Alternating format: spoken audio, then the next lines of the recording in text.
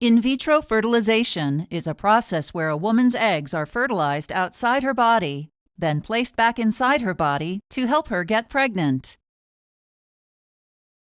A woman's reproductive system includes the vagina, cervix, uterus, fallopian tubes, and ovaries.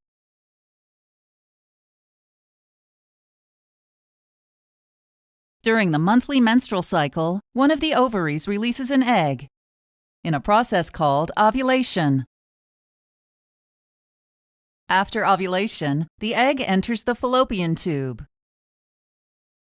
A woman is most likely to become pregnant if she has sex in the days just before, during, or right after ovulation. During this time, a sperm cell from a man's reproductive fluid, called semen, is able to fertilize the egg just inside the fallopian tube. As it travels along the fallopian tube, the fertilized egg, now called an embryo, loses the outer cells that nourished it in the ovary.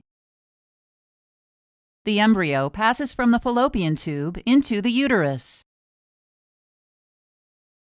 In the uterus, the embryo sheds its protective outer layer, called the zona pellucida, in a process called zona hatching.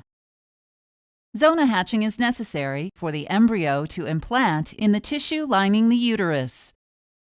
During implantation, a connection between the woman and the embryo begins to grow. This organ, called the placenta, allows oxygen and nutrients to pass from her to the embryo. In vitro fertilization may be performed if a woman has been having trouble getting pregnant, a condition known as infertility, or it may be done if a woman wants to have a child without a male partner. Before in vitro fertilization, a woman will receive fertility medication that causes more than one egg to grow and mature in the ovaries. A man will provide a semen sample so that the healthiest sperm can be collected for fertilization. If the male partner is completely infertile, also known as sterile, or the woman doesn't have a male partner, a donor may be arranged to provide sperm for this process. In vitro fertilization consists of three main procedures: follicle aspiration, fertilization, and embryo transfer. During the first procedure, called follicle aspiration, eggs will be harvested from the ovaries. At the beginning of this procedure, an ultrasound probe will be inserted into the woman's vagina so that her doctor can view her ovaries. Inside the ovaries, the doctor will look for follicles. Each follicle is a fluid-filled sac that contains an egg. Then the doctor will insert a long, thin needle into and through the wall of her vagina and guide it to the ovary. A suction device connected to the needle will collect several eggs from inside their follicles.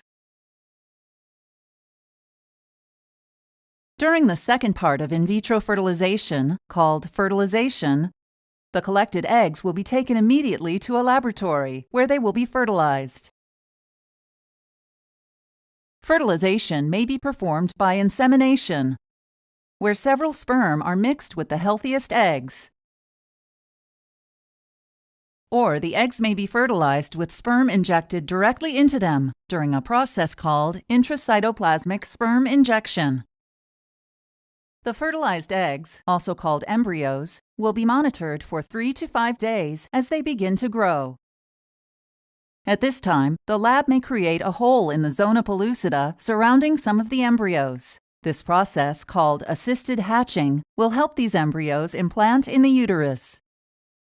Some of the embryos will be used right away for embryo transfer, and the rest will be frozen and stored for future use if necessary.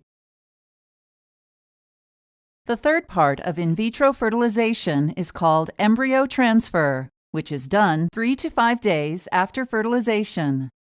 During embryo transfer, a tool called a speculum will be inserted into the woman's vagina so that the doctor can see her cervix.